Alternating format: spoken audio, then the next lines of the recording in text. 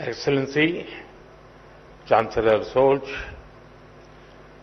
Vice Chancellor Dr. Robert Habeck, Bharat सरकार के मंत्रीगण, Asia Pacific committee of German business के chairman doctor Bush, Bharat, Germany और इंडो पैसिफिक देशों के इंडस्ट्री लीडर्स, देवी और सज्जनों, नमस्कार, गुटन टाग। साथियों, आज का दिन बहुत विशेष है। मेरे मित्र चांसलर शोल्ज चौथी बार भारत आए हैं। पहले मेयर के रूप में और 3 बार चांसलर बनने के बाद उनका यहां आना भारत जर्मनी संबंधों पर उनके फोकस को दिखाता है। 12 साल के बाद भारत में Asia Pacific conference of German business का आयोजन हो रहा है। एक तरफ यहां सीईओ की फोरम की बैठक हो रही है, दूसरी तरफ हमारी नौसेना साथ में अभ्यास कर रही है। गोवा में German naval ships port call पर है और अब से थोड़ी ही देर में भारत और जर्मनी के बीच 7वें इंटर गवर्नमेंटल कंसल्टेशन का भी आयोजन होना है। यानी हर कदम, हर मोर्चे पर भारत और जर्मनी की दोस्ती गहरी हो रही है। साथियों, ये साल भारत जर्मनी स्ट्रैटेजिक पार्टनरशिप का 25वां वर्ष है। अब आने वाले 25 वर्ष इस पार्टनरशिप को नई बुलंदी देने वाले हैं। हमने आने वाले 25 वर्षों में विकसित भारत का एक रोडमैप बनाया है। मुझे खुशी है कि ऐसे महत्वपूर्ण समय में जर्मन कैबिनेट ने focus on India document release किया है। विश्व की 2 सशक्त डेमोक्रेसीज, विश्व की 2 लीडिंग इकोनॉमीज साथ मिलकर कैसे फोर्स फॉर ग्लोबल होती हैं। फोकस ऑन इंडिया डॉक्यूमेंट में उसका ब्लूप्रिंट है।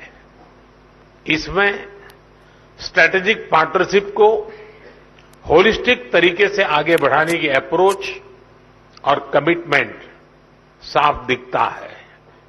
खासतौर पर भारत की पावर पर जर्मनी ने जो भरोसा जताया है वो अद्भुत है।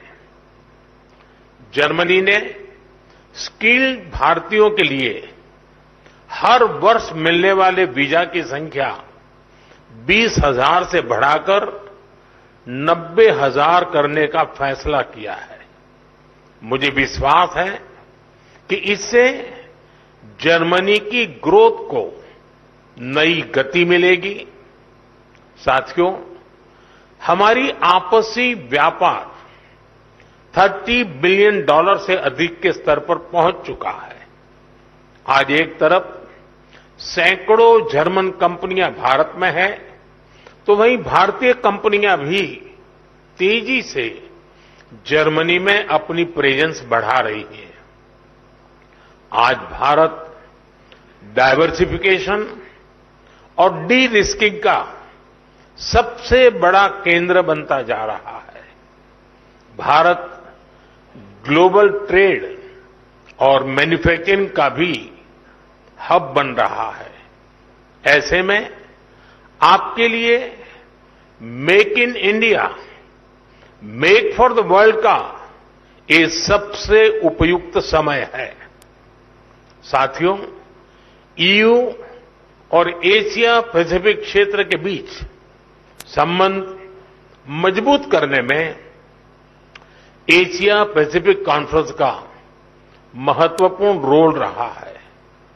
लेकिन मैं इस मंच को सिर्फ ट्रेड और इन्वेस्टमेंट के सीमित दायरे में ही नहीं देखता हूं।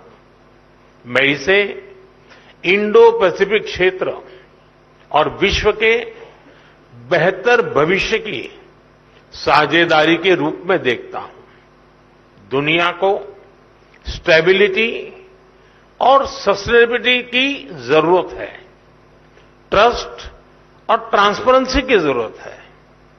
चाहे सोसाइटी हो या फिर सप्लाई चेन, हर मोर्चे पर इन वैल्यूज को बल देने की जरूरत है।